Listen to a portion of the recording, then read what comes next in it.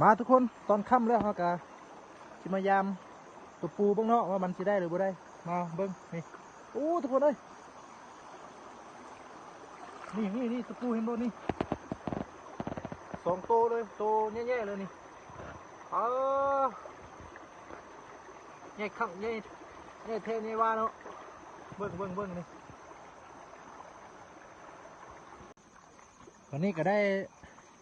สองโตแล้วเนาะตัวปูเนาะยำรุ่นต้อทำกันยาวๆเลยเพราะมันจีได้หลายสมเด็จมื้ออื่นตอนเช้าแล้วเราจีมายามอีกเลยสิท้ายให้ทุกคนได้เบิ่งกันจีสรุปว่ามันจีได้หลายสมใดเนาะไปรุ่นกันเลยนี่ทุกคนตัวนี้ก็ติดตัวปูน้อยเนาะปูน้อยจับเอาก่อนนี่ทุกคนตัวนี้ก็ติดตัวปูตัวเยอะเลยนี่โอ้ยสะออนคักสะออนเทะเนาะเว้ย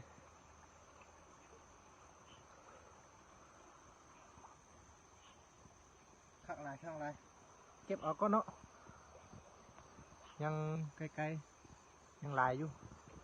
นี่ทุกคนโอ้ยอยู่นี่3 โตเลยทุกคนนี่เบิ้ง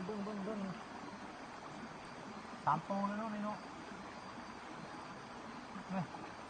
มีแต่ตัวใหญ่ๆครับเก็บเอาก้นทุกคนเอ้ยยามปูมันขนาดเลยคืนนี้นี่เห็นบอลนี่3 ตัวจับอีกแล้วนี่โอ้มีแต่ตัวใหญ่ๆเลยคักหลายมื้อนี้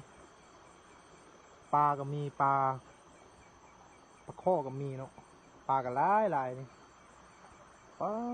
คักเก็บเอาก้อนมานี่เบิ้งนี่ทุกคนเต็มอายุอันยากเลยได้ประมาณ2 โลแล้วเนาะเต็มเกือบเต็มถุงผ้ายามยังบ่มืดเสยเนาะยังอีกหลายอยู่พยายามกันต่อเนาะนี่ทุกคนมาฮ้อนเถินแล้วพยายามหอบทำอิฐเนาะหอบแรกเนาะมาเบิ่งกันว่ามันจะได้หลายส่ำใด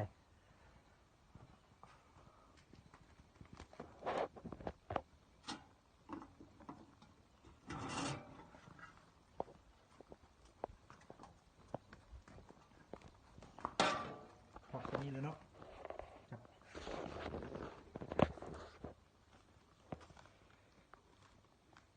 สร้างเบื้องแรกเมื่อกี้ได้2 โลปลาย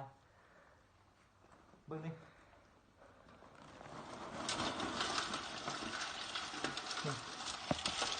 ทุกคนเลยเกือบเต็มแล้วนี่หลายขนาดเลยยำแต่